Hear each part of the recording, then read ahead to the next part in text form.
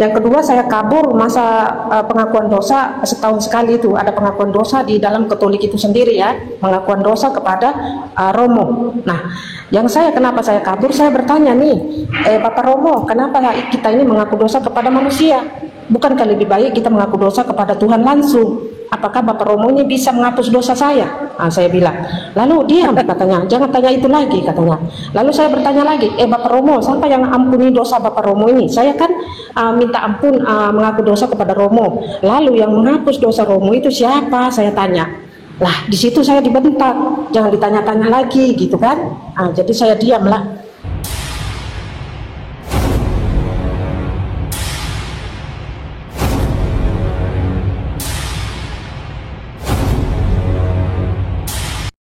Kenapa, Oke, Mbak? Cuma saya langsung aja begini ya. Boleh. Apa namanya? Berbi, apa namanya, Bunda? Berbi. Okay. Ya, Berbi. Begini, Mbak, saya langsung aja ya. Ini mohon maaf ya, karena saya ketemu ayat di Amsal 7:18, dan yang kedua di Yeskiel 23 dari 22, 23. Nah, itu yang saya takut, dan banyak lagi. Begitu, saudara. Isinya apa, Mbak? Saya menghargai penonton ya, karena kan itu ayat bagaimana Bunda Rahma, saya baca ya. Bacain, nggak apa-apa. Dia ragu nih, ternyata dia ragu. Nggak apa-apa. Istighfar sebentar, istighfar. Nggak apa-apa. Astagfirullahaladzim. Apa dia aja yang buka terus dia baca aja, apa Bunda Rahma? Boleh. Saya sudah kasih ayat kan. Saya ketemu ayat di Amsal 7, 18, 19.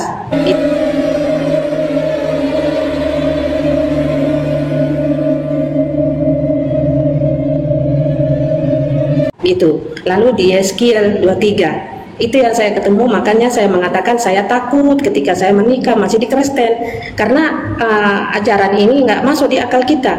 Contohnya ini, Yesus tidak pernah mengaku dirinya Tuhan tapi dikatakan Tuhan. Karena Yesus di Matius 11:25, kalau memang Yesus ini Tuhan di Matius 11:25, kenapa Yesus mengatakan aku bersyukur kepadamu ya Bapa, Tuhan langit dan bumi. Berarti Tuhan langit dan bumi, kata Yesus, itulah Bapa, bukanlah Yesus itu sendiri. Loh, kemana Bunda? Kok sudah turun? Mana dia naik lagi? Mbak siapa tadi? Mbak Berbi, kepental kali. Naik lagi Mbak Berbi. Itulah mereka ya. Dia nggak tahu isi Bibelnya. Dia mesti buka dulu. Ngeri kali isinya ya. Astagfirullahaladzim. Ini kan persambalan kan, persandalan kan. Iya, dan boleh saya mengatakan di sini bahwa di dalam Bibel mereka, karena Kristen-Kristen ini, saudara saya ini takut membaca Bibelnya. Amsal berapa tadi saya udah mau buka, udah di Amsal 7:18. Oh, dia buka data netizen. Netizen bilang dia mau merungkat. Aduh, netizen jahat deh. Sabarlah, netizen di bawah, sabarlah, kesian.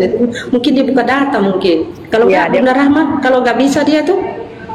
Biar dia tahu. Selama ini nggak tahu dia. Biar dia lihat. Gimana saya mau ngomong di mute terus apa nggak dengar si Amsal? Ya Allah, Bun. Kalau kamu ke perpustakaan nggak kedengaran suara Mbak Cantik. Iya, jadi tidak ada Amsal 7 ayat 16 itu tentang perkawinan. 18. Amsal 18, Mbak. Ya Allah, bermodal kayak jadi debater. Beli HP, jangan. Aduh, ya Allah. Amsal 7:18, Mbak Berbi. Yeskiel 23. Itu tentang masih kurang. Itu biasanya kalau Amsal, kalau kamu baca konteks dari awal sampai akhir, konklusinya itu bagian bawahnya. Jadi selalu dia ada perumpamaan, sama seperti di karena orang Israel itu selalu memakai perumpamaan, bahasa puisi, sama seperti Al-Qur'an. Coba dalam Al-Qur'an enggak? Coba baca, Mbak. Kalau saya baca out, suara saya masih kebaca nggak ini? Kalau saya keluar dari aplikasi. Oh, gitu ya. Oke. Di mana ya aku yang buka ya? Atau tunggu, saya Tanganku lagi bekerja ini Bunda, mohon maaf, tanganku Iya, kerja. iya lagi. Betul-betul. Tapi Mbak, Ada di Mbak Malaysia Putri, saya. kalau di Islam itu nggak ada yang namanya pernikahan loh. Pernikahan itu artinya penetrasi, hubungan antara pria dan wanita yang Amsal, disepakati bersama 7. dalam mahar tertentu, Bentar, dalam Mbak. waktu tertentu. Iya. Jadi 3 menit aja bisa kawin, bisa cerai. Mbak, ini bunyinya Begitu, Mbak. kalau di Mbak. pernikahan Kristen nggak seperti itu. Di perkawinan orang Kristen itu sekali dan seumur hidup. Kalau Anda Sabar. takut sama pernikahan sekali dan seumur hidup, kayaknya agak aneh ya. Sabar Mbak Seperti itu Berdi, ya. sabar ya. Sabar Jadi dibacakan baca ya, aja Itu sama Bunda logikanya Rahma. gitu loh. Kalau Kita pernikahan baca Kristen ini. itu lebih suci, karena kalau pernikahan Kristen itu emang kamu Kan kita mau Sabar, baca Mbak dulu. Berdi. Iya, dibacakan dulu. Kalau nanti kita ke pernikahan nanti setelah dibacakan Amsal dulu supaya nggak bilangin saya memframing gitu loh, Berdi. Kabur lagi. Aduh, parah kali. Naik lagi. Kalau kita ke pernikahan Bunda Rahma, kalau pergi ke pernikahan tambah mencret nanti. Saya bertanya di Bible ada nggak cara-cara menikah? Kalau di Islam jelas ada cara-caranya untuk menikah itu sendiri. Nah, ketika akhir balik perempuan itu ataupun dikatakan ketika perempuan itu datang bulan maka bolehlah dia menikah. Itu cara di Islam, ada cara-cara semua, ada saksi 3 orang.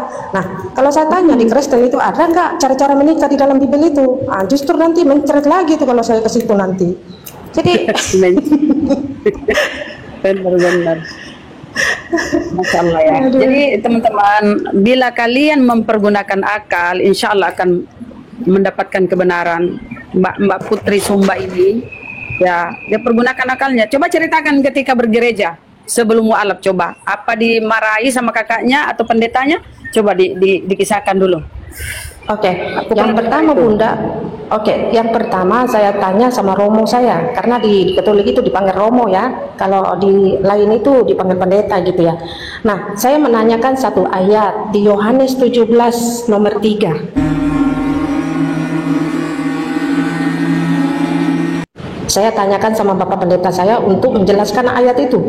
Karena ayat itu kata Yesus, Yohanes 17 nomor 3, inilah hidup yang kekal itu, bahwa mereka mengenal Engkau satu-satunya Tuhan yang benar dan mengenal Yesus Kristus yang telah Engkau utus.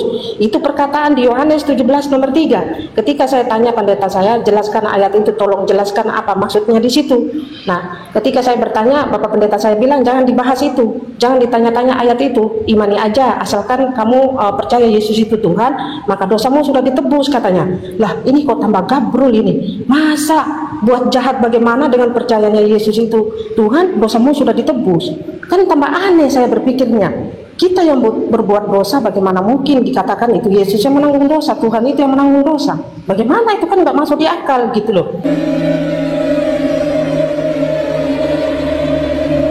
Yang kedua, saya kabur masa pengakuan dosa setahun sekali itu. Ada pengakuan dosa di dalam Katolik itu sendiri ya, pengakuan dosa kepada Romo. Nah, kenapa saya kabur, saya bertanya nih, Bapak Romo, kenapa kita ini mengaku dosa kepada manusia? Bukankah lebih baik kita mengaku dosa kepada Tuhan langsung? Apakah Bapak Romo ini bisa menghapus dosa saya? Nah, saya bilang. Lalu diam katanya, jangan tanya itu lagi katanya. Lalu saya bertanya lagi, Bapak Romo, siapa yang ampuni dosa Bapak Romo ini? Saya kan minta ampun mengaku dosa kepada Romo. Lalu yang menghapus dosa Romo itu siapa? Saya tanya. Lah, di situ saya dibentak, jangan ditanya-tanya lagi gitu kan? Jadi saya diam lah. Nah, ketika saya tanya, karena Yesus ini ketika memasuki bait Allah, Yesus membasuh muka, membasuh tangan, baru memasuki bait Allah. Nah, apakah kita Kristen ini mengikuti Yesus? Gitu saya tanya. Karena kan katakan pengikut Yesus gitu kan, tapi kenapa nggak diikutin apa perkataan Yesus? Justru apa yang dikatakan oleh Yesus sangat bertolak belakang dengan apa yang Kristen lakukan hari ini, tidak sejalan dengan perkataan Yesus itu sendiri. Nah, itu yang saya tanya Bunda, tapi saya selalu dimarahin, imani aja katanya, nggak pernah dijelaskan itu. Begitu Bunda.